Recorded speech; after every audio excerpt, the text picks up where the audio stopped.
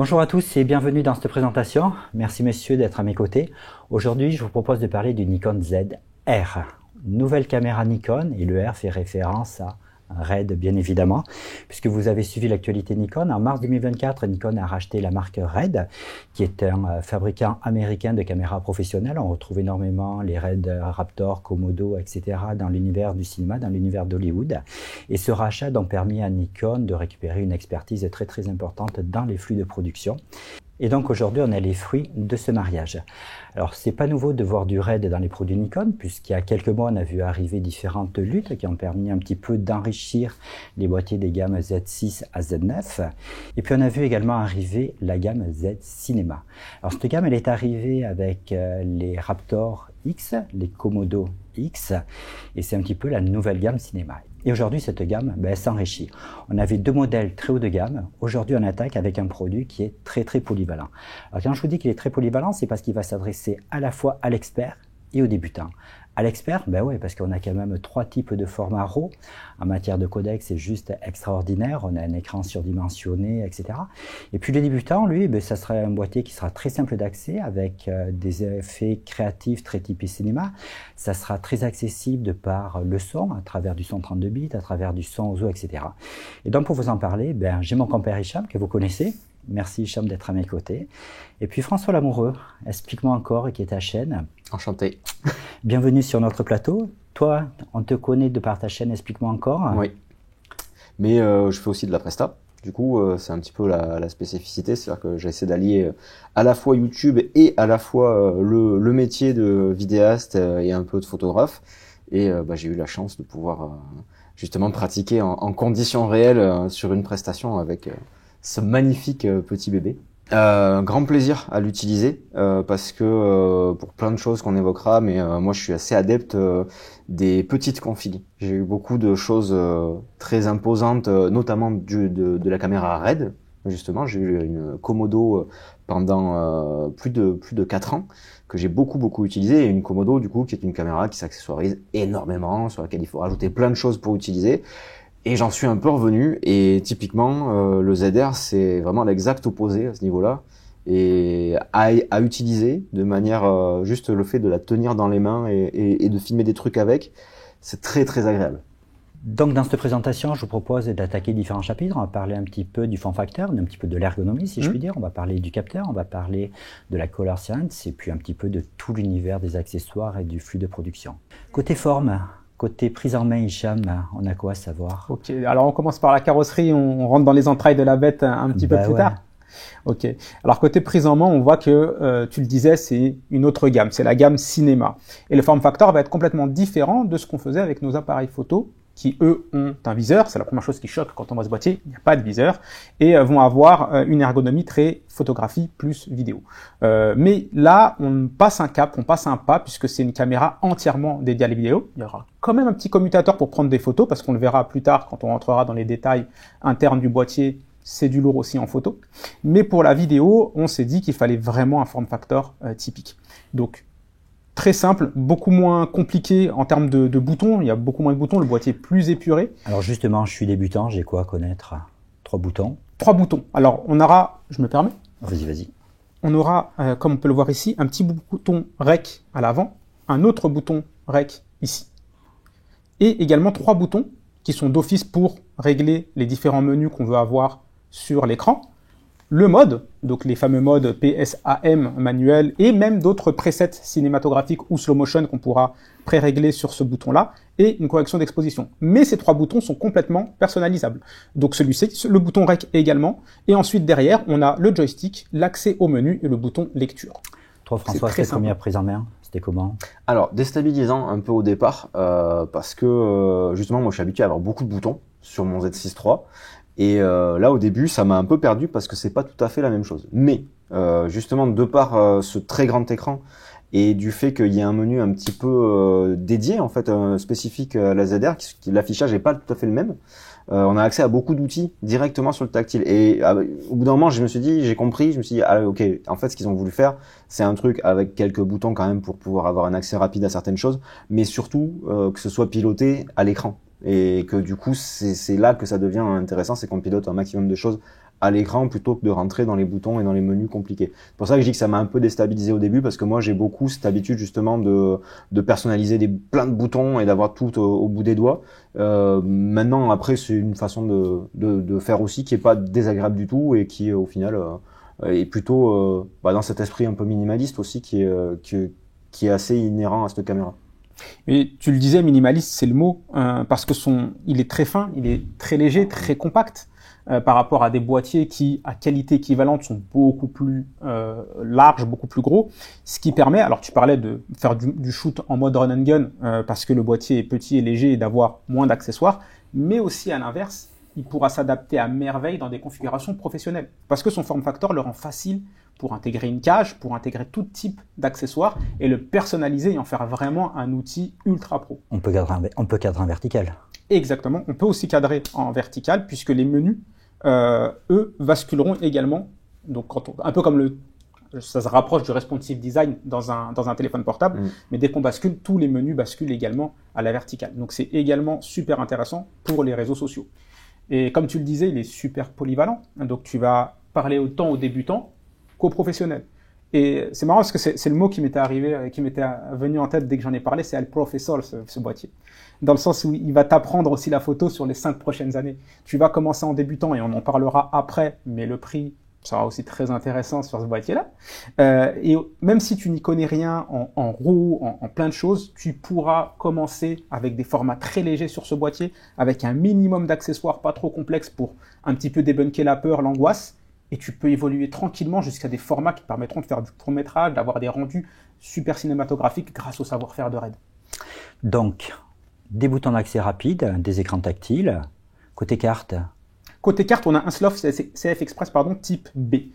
Et ces cartes-là, c'est les plus rapides, les plus robustes du marché. Donc ça peut encaisser du RAW, comme on en parlait, on détaillera un peu plus tard. C'est très rapide, c'est très véloce, c'est très fiable.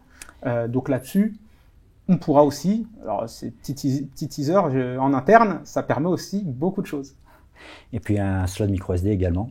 Un slot micro SD, alors on parlait tout à l'heure des capacités en photo, c'est une des utilisations qui peut être imaginée, c'est que quand on est en plein shooting vidéo, parfois selon les missions qu'on a en vidéo et les projets, on est amené à faire des photos du shooting, des acteurs, des actrices, etc. On pourra basculer en photo et prendre les images sur la carte. Toi, François, je crois que tu as pas mal apprécié également le côté angle shutter angle. Ouais, ça fait partie aussi des innovations qui ont été faites par Nikon ces dernières années, où on est allé vers des réglages qui étaient plus en direction des vidéastes, à savoir que maintenant on a l'accès justement au niveau de l'obturation, soit le choix entre une vitesse, soit un angle. L'angle, c'est vraiment intéressant pour les vidéastes parce que ça nous permet de pas avoir à toucher justement à l'obturation. On règle sur 180 degrés en fait la plupart du temps et on n'a pas à toucher en fonction de la cadence d'image. C'est-à-dire que typiquement, ce qu'on avait tendance à faire, et je schématise grossièrement, si on était à 25 images secondes, on se mettait à un cinquantième. Si on était à 50 images par seconde, on se mettait à un centième, ainsi de suite. Je schématise grossièrement. Maintenant, en fait, si on veut juste conserver un flou de mouvement qui soit entre guillemets cinématographique, on se met à 180 degrés et ça marche à 25 images par seconde, à 50, à 100, à 240. Toutes les vitesses d'image, toutes les cadences d'image sont couvertes. Dans le shutter est important. Après, on peut parler également de ta production. Oui.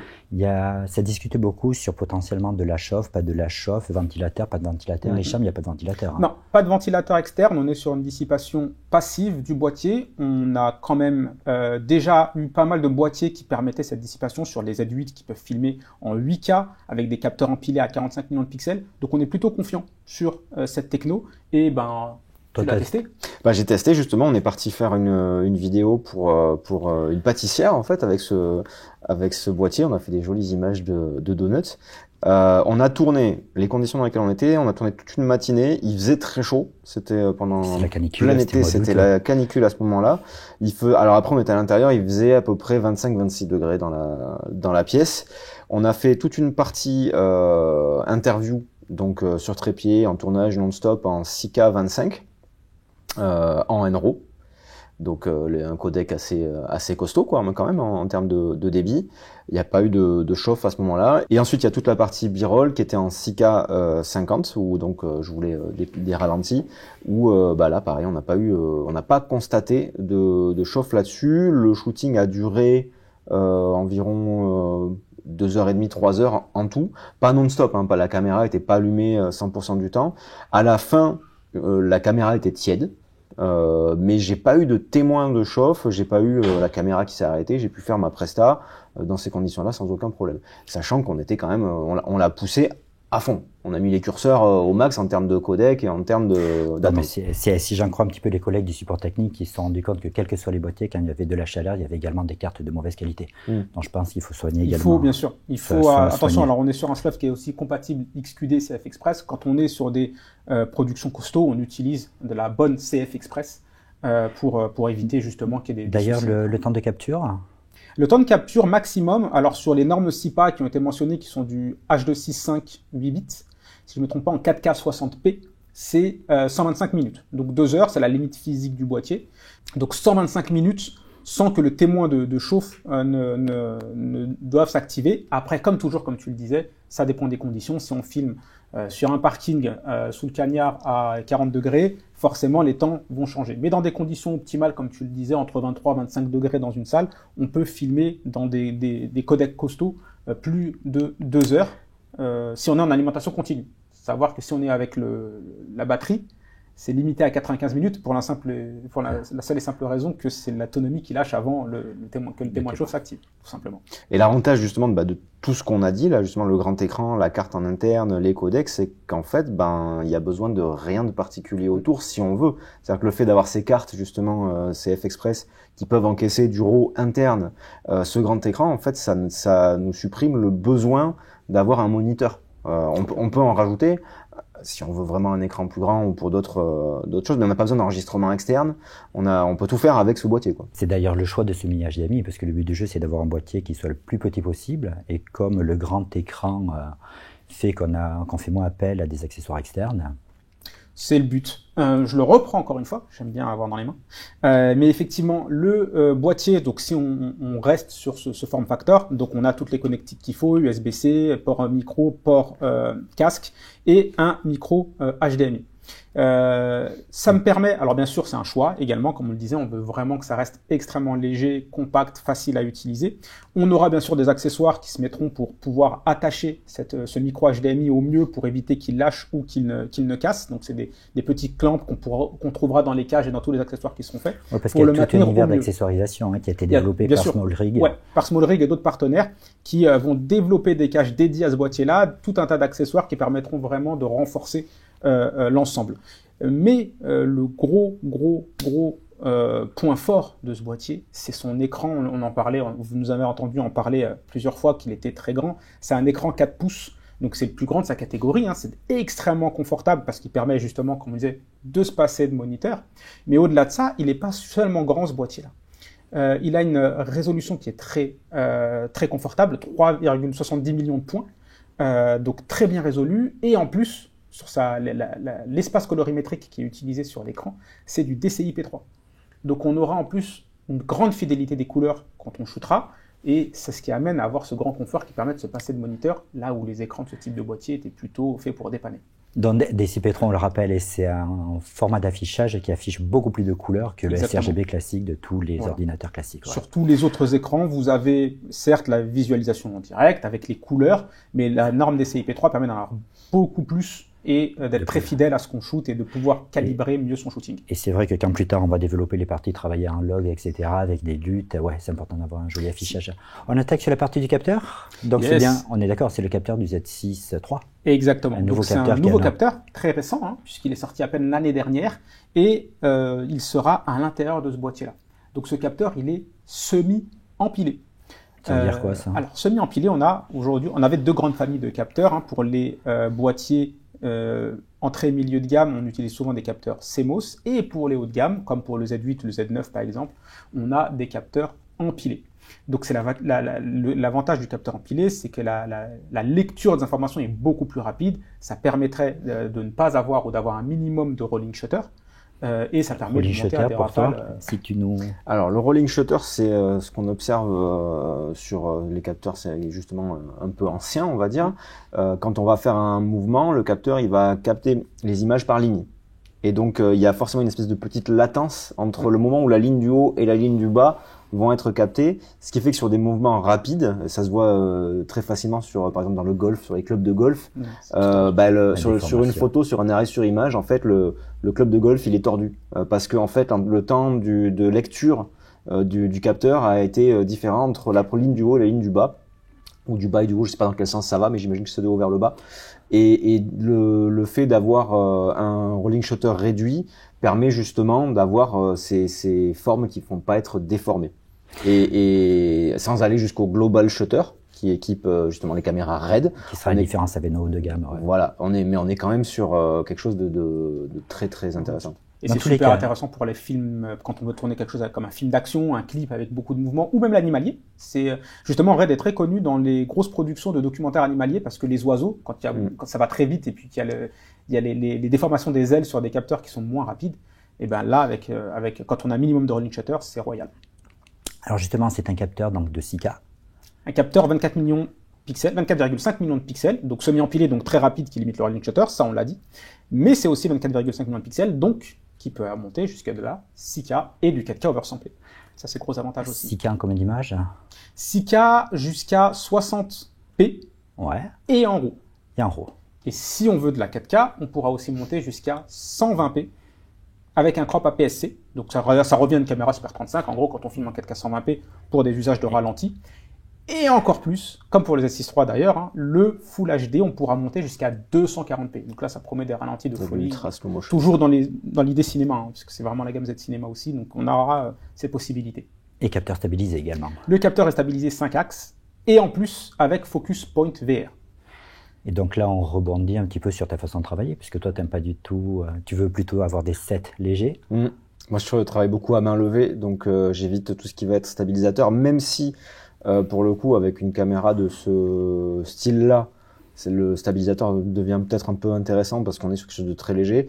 Ça reste un peu encombrant, mais on est quand même sur un setup léger. Mais moi, je suis assez fan de la stabilisation interne du boîtier à main levée. Tout ce que j'ai pu filmer justement pour ce fameux film qu'on a fait pour l'occasion, c'est fait à main levée. Il n'y a pas de gimbal, c'est vraiment là-dessus. Alors pour certains mouvements, j'ai quand même utilisé la 6K 50 pour pouvoir ralentir un peu parce que ça aide à fluidifier un petit peu le mouvement et à stabiliser le mouvement. Mais moi, c'est vraiment à main levée ce que j'aime bien. Puis ça donne un côté un peu organique aussi qui correspond à mon style de vidéo. Mais je reviens juste sur le capteur 6K parce qu'on peut aussi nous dire que la 6K aujourd'hui, il y a peut-être pas beaucoup de gens qui peuvent filmer en 6K. Aujourd'hui, on a énormément de contenus qui sont encore en Full HD sur les réseaux sociaux, mais il ne faut pas seulement voir la 6K uniquement sous le prisme de la qualité d'image. C'est vrai qu'à un moment donné, sur des écrans de smartphone, etc., 6K, 4K, on ne voit pas forcément plus la différence. Mais pour les vidéastes, avoir cette grande latitude, avoir cette grande flexibilité, ça permet, comme tu le disais déjà, de pouvoir stabiliser l'image plus facilement quand on utilise la 6K, quand on est sous le capteur. Mais ça permet aussi de faire, par exemple, de simuler un peu du multicam, donc de cropper dans l'image sans avoir de perte de qualité et du coup d'avoir différentes valeurs de plan sans avoir à utiliser différentes caméras. Donc il y a aussi plein de choses dans la 6K, dans la résolution, dans le fait d'avoir une haute résolution, dans ce que ça peut offrir comme flexibilité. Et sans aller jusqu'à du recadrage pour simuler deux valeurs de plan différentes, on a ne serait-ce qu'un peu de latitude. Moi je sais que j'ai toujours tendance maintenant à cadrer un poil plus large qu'avant, d'avoir un peu plus de cadre parce que ça me permet de me dire après coup, est-ce que je zoome un tout petit peu à l'intérieur? Ou alors, c'est bête, hein, mais des fois, juste mon sujet, il est à peine pas centré. Mais vraiment de pas grand chose, tu vois, c'est le truc ralent. Et en fait, comme on exporte en 4K, juste là, il n'y a aucune déperdition. Tu zoomes un tout petit peu dans ton image, tu la recentres si jamais il y avait un truc qui allait pas. Ou ton horizon, tu vois, si t'es un petit peu débulé, tu zoomes, tu remets d'aplomb et en fait il y a aucune déperdition. C'est vrai que ça c'est assez confort aussi de pouvoir faire ça. Moi les valeurs de plan, les vraies valeurs de plan, bon sur YouTube oui parce que c'est un petit peu dans la façon de faire. Pour du corpo je préfère être en double cam avec deux vraies valeurs de plan. Mais pour le coup il y a plein de moments où le fait de pouvoir juste un peu zoomer dans l'image et réajuster pour avoir vraiment la compo parfaite, ça c'est très très appréciable. Et on a la fonction pour ça, avec le zoom haute résolution. Et ce zoom-là, pour ceux qui ne connaissent pas chez nous ce zoom haute résolution, eh ben, c'est une fonction qui va partir de la 6K, enfin ça génère un fichier 4K, mais comme on part d'une résolution supérieure, on peut zoomer dans l'image, simuler un zoom optique. Ça fait à peu près un zoom 1,5 fois. Donc on peut utiliser une focale fixe, lumineuse, une prime lens lumineuse, et avoir des effets de zoom 1,5 fois tout de même importants qui permettent de se passer de zoom. Et ça, on le doit à la 6K, au fait qu'on puisse justement partir de ce fichier 6K et atterrir à de la 4K sans perdre d'image, sans voir la différence. Donc on a le capteur du Z6 III, on a également l'X-Speed 7 avec toutes les conséquences, parce que c'est quand même un boîtier extraordinaire. C'est le premier qui a 3 formats de RAW en interne. Oui. Toi tu travailles en RAW? Ah oui, moi maintenant que j'ai goûté Workflow en RAW, je peux plus en décrocher. Alors c'est sûr que ça fait des fichiers qui sont quand même un peu imposants, mais je me rappelle l'époque où on est passé de la HD à la 4K. Bon, c'était le changement de taille des fichiers, il était de taille justement aussi. Je pense qu'aujourd'hui le Workflow en RAW, il est vraiment intéressant parce que c'est un confort de travail qui est fou. En post-production, on a vraiment une latitude énorme. On peut profiter vraiment de toute la plage dynamique, ça on en reviendra dessus, mais et de toute la qualité d'image en fait de notre capteur et de pouvoir vraiment aller modifier les images exactement comme on les veut. Ça permet de rattraper des petites merdouilles, tu vois, de balance des blancs. Là, clairement, moi, je me pose plus la question de la balance des blancs aujourd'hui en filmant en RAW parce que je sais que je la fais après. En fait, c'est pas de la correction. C'est ça en fait qu'il faut bien se rendre compte, c'est qu'on n'est pas dans de la correction, c'est qu'on l'a choisi après. Et ça, c'est fou. Et le fait d'avoir ces 3 RAW, ça permet en fait un truc assez cool, c'est qu'on a donc du Apple ProRes RAW HQ, on a du NRAW et du R3D NE. Alors justement, Hicham, il va peut-être nous les resituer. Ouais. Je les resitue rapidement parce que le mieux c'est quand même d'en parler en pratique. C'est là toute la richesse des témoignages de François. Mais c'est effectivement on avait déjà du NRAW sur nos 2 boîtiers. Là, on va en avoir 3, comme tu disais, le ProRes RAW, le NRAW et c'est quoi leurs caractéristiques? Alors pour le NRAW, notre RAW maison qui est conçu aussi avec Ticoro, c'est un RAW qui est extrêmement léger.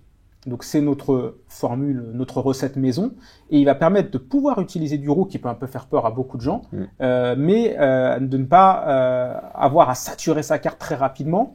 Il est extrêmement flexible également, et il est associé à notre N-Log qui permet, comme tu le disais, d'avoir la latitude de pouvoir tout changer. Il est vraiment super flexible. Et lui, c'est du 12 bits. C'est du 12. Les 3 RAW dans le boîtier sont en 12 bits, et on peut les enregistrer en interne directement sur le boîtier sans avoir besoin d'enregistreur externe. Donc encore une fois, c'est le all-in-one.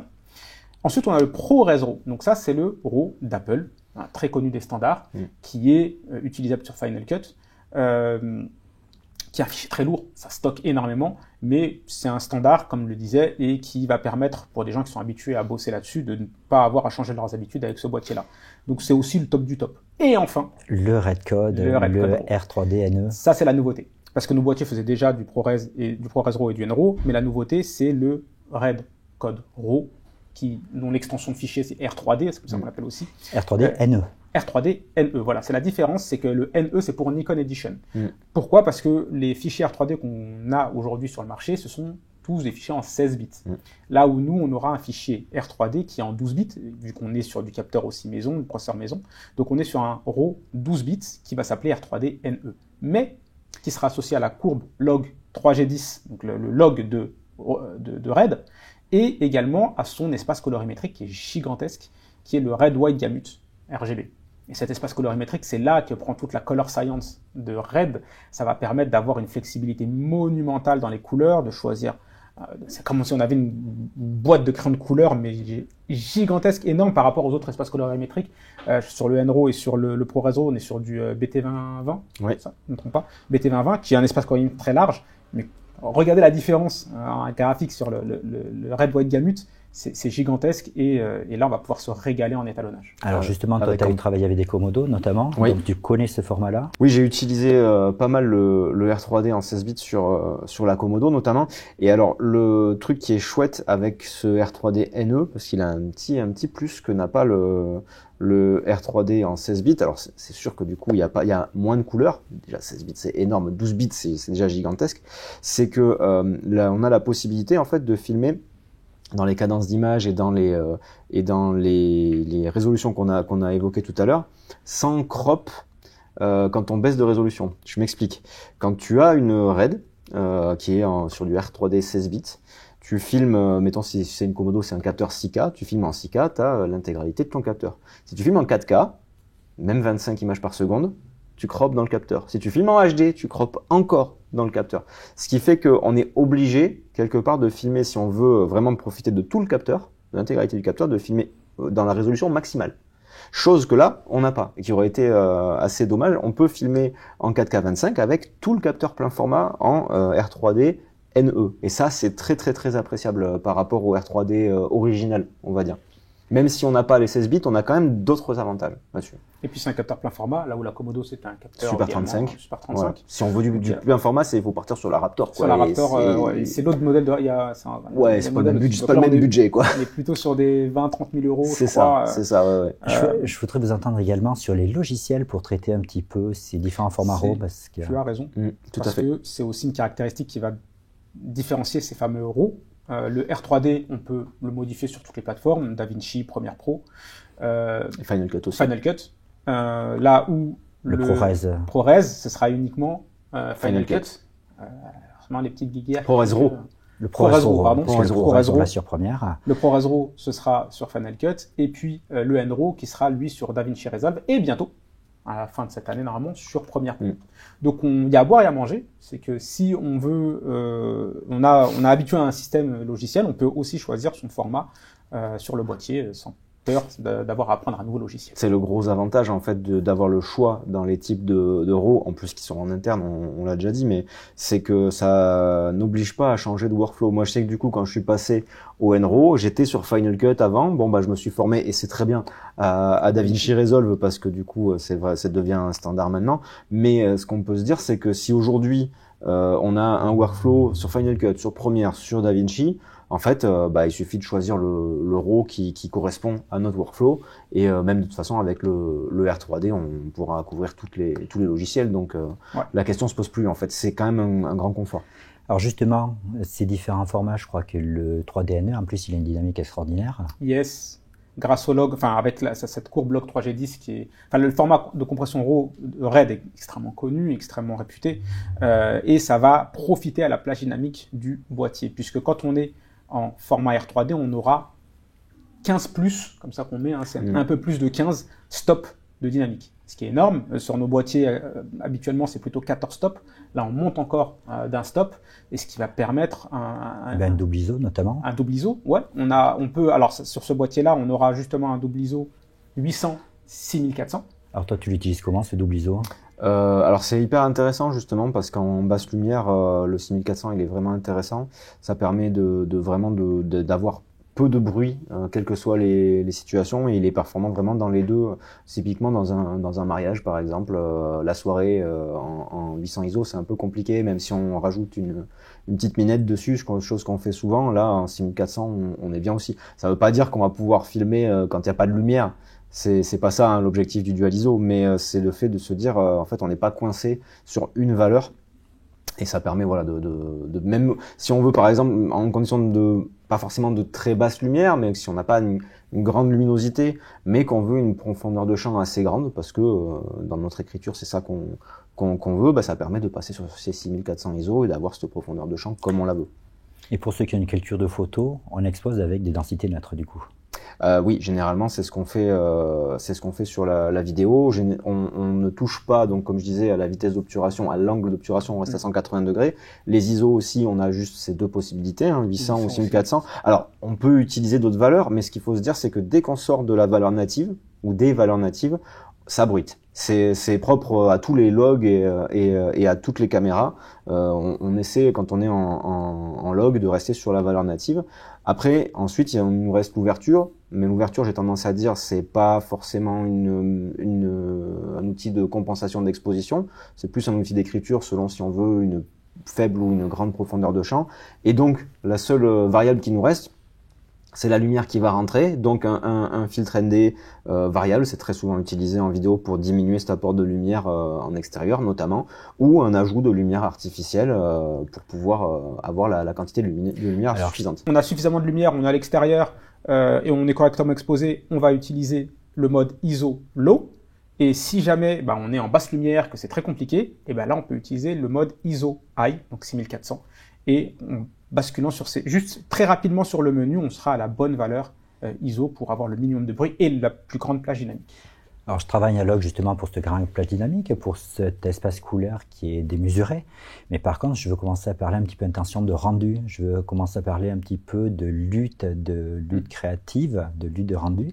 Red en a développé quelques-unes que l'on peut appliquer pour avoir des aides à l'affichage. Comment ça marche, ça? Alors ouais, ça c'est une super chose aussi parce que ça va de pair avec le log. Donc c'est lutte 3D. Donc on pourra en charger jusqu'à 10 dans le boîtier. Et on pourra les assigner au View Assist. Donc le View Assist, c'est... Alors je reprends un petit peu en arrière avec le log. Quand on filme en log, on a une image qui est grise, qui est très plate, qui est très neutre, qui est moche au visionnage. On ne se rend pas forcément compte. Alors je crois que toi justement, maintenant tu arrives à... Oui, plutôt tu exposes avec la waveform aussi. Et on expose avec la waveform. Mais des fois, c'est quand même pratique de pouvoir mettre un masque en fait au moment du shooting, c'est ce fameux View Assist. Alors on a le standard qui permet de récupérer plus ou moins les couleurs à peu près réalistes. Ça recontraste et ça resature. Ça resature, mais on pourra aussi mettre des luttes directement dans le boîtier qui s'afficheront directement sur le moniteur, ce grand moniteur justement qui est super qualitatif et qui va permettre d'avoir une idée déjà de ce que va être le rendu final. Grâce à ces luttes, donc 10 luttes RED faites par RED, donc avec leur color science, avec cette colorimétrie bien typique qui peut donner un style cinéma, un noir et blanc, avec différentes recettes d'images vidéo qu'on pourra tout de suite visualiser au moment du shooting. Et l'avantage des luttes, parce qu'il y a aussi la possibilité d'utiliser les recettes, les presets en fait, les profil picture Nikon. L'avantage de la lutte, c'est que en fait, c'est une prévisualisation. Et que ça va nous permettre de garder notre log et notre fichier intact pour pouvoir le corriger, on va dire, en post-prod et avoir une approche plus fine. Mais il y a aussi, ce que tu parlais tout à l'heure, du fait que ça va du débutant jusqu'à l'expert, parce que là on est hyper expert. Là, je voudrais qu'on glisse vers le débutant maintenant. Là, en fait, il y a vraiment le pendant débutant de ça. Qui va être les recettes. Alors sur le Nikon Cloud Imaging Cloud, on peut en récupérer, dont la mienne. Et moi, par exemple, je m'en suis servi, tu vois, il y a pas longtemps. Alors c'est pas une histoire de débutant ou d'expert, c'est que par exemple, on tournait un multicam dans une situation comme celle-là, et c'était un tournage qui allait donner lieu à vraiment à des fichiers très longs. On parle de plusieurs heures de fichiers, et clairement, c'était dans la dynamique que j'avais là, j'avais pas envie de passer du temps à faire une colorimétrie dessus. Je voulais faire mon multicam, illustrer, mais il n'y avait pas d'intérêt à faire une colorimétrie cinéma sur un truc comme ça qui était de l'ordre de la formation. Et j'ai tout simplement mis dans mes 3 cams ma recette dessus, qui est donc une espèce de preset un peu comme Lightroom. En fait, au final, ça se fait d'ailleurs avec NX Studio. J'ai mis ma recette et en fait j'avais mes 3 cams qui avaient exactement le même color grading, et ensuite au montage j'ai juste eu à choisir mes cams. J'avais pas besoin de me prendre la tête avec justement l'étalonnage, le log, les luttes, les machins. C'était justement ça fonctionne dès le moment où on est sur des formats plutôt standards, et qu'on soit en H264, H264 8 bits ou H265, et en plus c'est léger, 8 ou 10 bits. Ouais. C'est ça. Et en plus on est sur des fichiers qui sont légers. Donc qui vont pas prendre forcément un gros espace sur le disque. Il y a plusieurs options là-dessus. C'est soit vraiment on est débutant et on veut un look sympa en sortie de boîtier sans se prendre la tête et on est dessus. Soit on est dans une dynamique d'économie de temps où on a quelque chose à rendre rapidement, ou alors un travail qui est assez énorme. Assez conséquent, où là on va se dire je j'ai pas besoin de passer des heures sur la colorimétrie, j'ai ça directement qui est très bien, et je vais pas chercher plus loin quoi. Mais comme il y a ces fameux presets qui sont aussi ceux de RED, ça permet en plus de même donner un look cinéma à ces vidéos, même si elles sont filmées en H264, en H205, enfin dans des formats plus légers parce que tout le monde va pas vouloir filmer forcément en RAW, etc. Mais ça permet d'avoir tout de suite un look cinéma. Donc on est clair sur l'image, on bascule sur le son, parce que le son, il y a également énormément d'histoire entre le côté du son OZO, entre le 32 bits flottant. Hicham. C'est des gros mots tout ça. C'est des gros mots tout ça. Alors ouais, c'est le premier boîtier qui peut filmer en interne avec les micros internes. Donc on a 3 micros, 2 ici et puis 1 sur le côté, qui va permettre aussi directement en interne d'enregistrer en 32 bits flottant. Alors qu'est-ce que c'est le 32 bits flottant ? Rapidement, on peut dire que c'est un peu comme le RAW, mais pour le son. c'est qu'on va pouvoir en fait enregistrer du son sans risquer la saturation, sans risquer le clipping. Donc on peut hurler au micro, on peut chuchoter tout doucement, on arrivera à récupérer ce son sans déformation. Ouais, c'est ça. Sans saturation. On arrivera à récupérer le son sans déformation. En gros, sur le 32 bits flottant, si je dis pas de bêtises, il n'y a pas de son suffisamment fort sur Terre pour le faire saturer, ou de son suffisamment bas pour qu'on puisse pas le capter. Donc autant dire qu'on a une marge assez énorme. Alors ça veut pas dire non plus que le son est bon. Non, c'est différent de la qualité du son. C'est vraiment la plage dynamique en fait du son. Exactement. Mais c'est vrai que ça ouvre la capture de son à tous les débutants et ça simplifie énormément ce 32 bits et c'est précieux. Parce que le gain, quand on veut régler un micro justement, on n'aura pas besoin d'être très précis au réglage du micro et même si on rate ou que c'est très changeant. Tu parlais, je crois qu'on parlait de concert. Ah oui, dans un concert typiquement, si on veut du son ambiance et qu'on veut pas que ça sature, ça dépend des endroits, mais bon, généralement le volume est assez fort, il faut jongler, il faut monitorer, il faut être sûr. Là, en fait, on appuie sur REC et quelle que soit la situation, que y ait un artiste qui soit en train de jouer super fort ou qu'on ait juste le public en train de crier, on aura tout ce qu'il faut. Alors ça veut pas dire qu'on aura forcément le son comme le son en sortie de table, mais si on fait de l'ambiance, de l'after movie, des choses comme ça, on sait que en fait le son sera exploitable pour un son d'ambiance en fait, et ça c'est très intéressant. Puis au-delà de ça, alors justement un accessoire Nikon, on a un nouveau micro qui est arrivé, Hicham. Yes, un nouveau micro, que j'ai caché ici. Et le voilà. Donc on aura un micro externe également, puisque on l'a dit, ça va vraiment, le micro interne sera très utile puisqu'il est vraiment qualitatif également. Mais si on en veut plus, on pourra avoir un micro externe Nikon. Ça faisait longtemps qu'on n'avait pas sorti de micro, le voilà fait, également en 32 bits flottant, avec bien sûr une meilleure qualité de son, par exemple son SNR, donc par exemple le SNR, le rapport signal-bruit du boîtier est de 72 décibels, ce qui est très honorable pour un micro interne, mais sur ce micro externe, il sera de 77 décibels, donc un meilleur rapport, moins de bruit parasite. Et justement, il y a une nouvelle technologie dans la captation de son qui est arrivée, qui est dérivée des Nokia, qui s'appelle la technologie OZO. Oui, la technologie OZO, qui est, comme tu disais, Nokia, qui va permettre une captation multidimensionnelle du son et on va pouvoir régler dans les menus la direction qu'on souhaite. Donc même sans ça, directement depuis ce boîtier-là, on pourra par exemple régler face étroit. Donc pour des interviews, ça va simuler un petit peu un micro shotgun. Et on pourra aller beaucoup plus loin avec omnidirectionnel quand on veut faire par exemple des vidéos type ASMR alimentaire où on veut vraiment avoir tous les sons de coupe, tous les sons d'ambiance autour de la découpe, etc.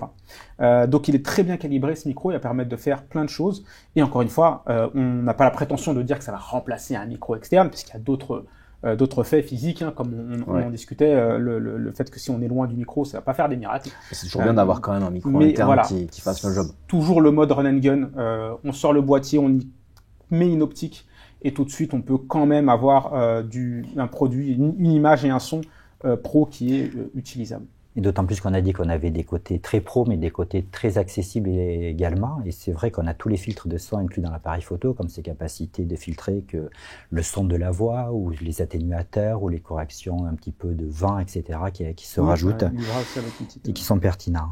Et une entrée ligne également, qu'on avait inaugurée avec le Z6 III. Cette entrée ligne qui va permettre de brancher directement en fait une mixette, par exemple, une table de mixage, et d'avoir le son préamplifié par l'appareil et de pas utiliser en fait le préamplificateur du boîtier, mais d'avoir un son très propre qui est issu des micros externes, une table de mixage, une mixette, etc. directement de l'enregistrer dans le boîtier.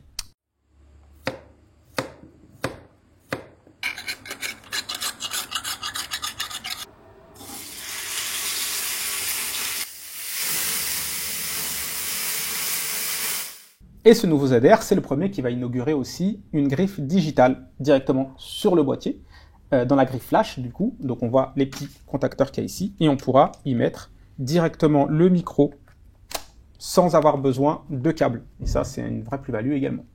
Et il y aura aussi un module XLR qu'on attendait depuis très longtemps, ainsi que d'autres micros qui pourront venir se fixer justement là-dessus. Et le gros intérêt, c'est de plus passer en fait par la fiche jack, qui reste analogique avec tous les défauts possibles qu'il peut y avoir dedans, le souffle, etc. Là, on aura systématiquement du 32 bits si on le souhaite, et sans avoir besoin de câble, et enregistrer directement dans le boîtier. Ça, c'est très très très appréciable en vidéo. Donc côté son, on est bon, on attaque sur la partie autofocus, parce que ça reste quand même le savoir-faire de Nikon, des autofocus qui sont rapides et efficaces. On retrouve tous les modes classiques que l'on a en photo, les détections d'animaux. Tu parlais de l'X-Pit 7, hein, c'est clairement, on va pas de surprise pour le coup là-dessus, ou plutôt la bonne surprise, c'est qu'on a réussi à tout mettre dans cette caméra vidéo. L'autofocus en vidéo, c'est pas forcément aussi important qu'en photo. Il y a beaucoup de gens qui utilisent aujourd'hui en vidéo pro qui utilisent optiques ciné, donc qui sont manuels, mais en revanche, toujours dans cet esprit run and gun et d'aller au plus vite, au plus simple, avec ce boîtier-là et conserver une qualité pro, on peut faire confiance à l'autofocus. Donc le même que le Z6 III, avec l'X-Pit 7, ultra réactif, précis, avec reconnaissance des sujets, donc on pourra reconnaître les humains, les animaux, un mode oiseau dédié, les véhicules également, donc pour toutes sortes de projets, sportifs, animaliers, cinéma, on aura un autofocus à qui on pourra faire confiance, qui pourra faire le point sans coup férir. Et la particularité en plus, c'est qu'on peut régler la célérité de cet autofocus en fonction de nos besoins d'écriture. Ça, c'est très très important en vidéo, parce que justement, ce qui casse des fois un petit peu l'effet cinématographique dans l'autofocus. Moi, personnellement, j'utilise beaucoup l'autofocus parce que, pourquoi pas, et ça marche. Oui, donc, on a la vue qui baisse des fois. Aussi, voilà. Non mais, pour de vrai. Et, ce qui casse un peu l'effet cinématographique, c'est quand on a justement, à l'inverse de la photo, un autofocus trop rapide. Et j'avais justement cette discussion avec un confrère qui ne jure que par les optiques ciné manuelles. Et je disais qu'en fait, manuel ou autofocus, en fait, l'important, c'est l'intention de mise au point. C'est-à-dire que en vidéo, on va peut-être des fois faire le point sur un truc qui est pas logique pour l'autofocus. Mais le fait qu'on puisse tout piloter, que ce soit tactile, qu'on ait énormément de modes en fait différents qui peuvent s'adapter à toutes les situations, et aussi de ralentir cette vitesse de mise au point quand on veut faire une bascule de point, en vrai, pour le coup, pourquoi s'en priver, quoi, si ça fonctionne. Alors justement, tu parles d'optique de cinéma, il y a également les optiques PL, on peut adapter d'autres optiques. Les optiques Sony, en fait, le truc, c'est qu'avec cette monture, on peut adapter tout ce qu'on veut, au final. On peut adapter en fait un peu tout ce qu'on veut, que ce soit sur la gamme ciné, mais même les optiques Sony. Moi, j'ai vu plein de vidéos justement où avec les adaptateurs genre Megadapt ou Viltrox, en fait, on retrouve toutes les fonctionnalités d'autofocus de Sony, par exemple, et que du coup, on n'est pas limité aux optiques Z, même si elles sont très bien. On peut vraiment faire tout un tas de choses grâce à cette monture-là, quoi. Et puis on a également un adaptateur PL pour toutes les optiques de cinéma. Oui, voilà. Ouais. Et en plus, ce boîtier, on avait déjà commencé à préparer le terrain avec cette belle optique. Et ici, le 28-135. Donc, c'était une optique dédiée vidéo. On le voit avec le parasoleil carré et puis la petite trappe filtre qui permet de régler justement les filtres variables directement sans avoir à retirer le parasoleil. Mais également, la petite molette, on parlait du bouton REC qu'il y a ici, il est entouré d'une petite molette qui va permettre de piloter des power zoom. Donc très facilement avec cette molette-là. Du coup, c'est marrant quand même, t'as l'impression de tenir une optique avec un petit truc au bout, un petit capteur au bout, mais c'est rigolo. Mais super bien équilibré, parce que ça reste quand même une optique légère, même si à la taille, on a l'impression qu'elle est grosse. Donc on vient de terminer les autofocus, par contre ces images on va les partager, et en matière de partage, le menu est également riche puisqu'on peut envoyer par FTP, et on peut également via l'application NX Mobilaire envoyer par Frame.io. Frame.io, tu utilises toi? C'est quoi? Frame.io, en fait, ça permet deux choses. Ça permet déjà d'uploader en fait des proxys en Wi-Fi pour, par exemple, une équipe qui voudrait un rendu très très rapide avec une partie de l'équipe qui filme et l'autre partie qui est sur le montage. Donc récupérer les proxys quasi en direct via le Wi-Fi, et ça permet aussi de partager le résultat à des clients directement pour des commentaires, pour des retours. Mais du coup, ça permet peut-être aussi d'avoir une espèce de backup très rapide, au moins des proxys. Via le Wi-Fi.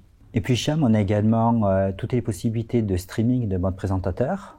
Oui, alors là aussi, comme on le disait, c'est un boîtier qui va s'adresser autant aux débutants en vidéo qui a besoin de faire des productions légères que à l'expert qui a besoin de RAW et de films et de choses plus conséquentes.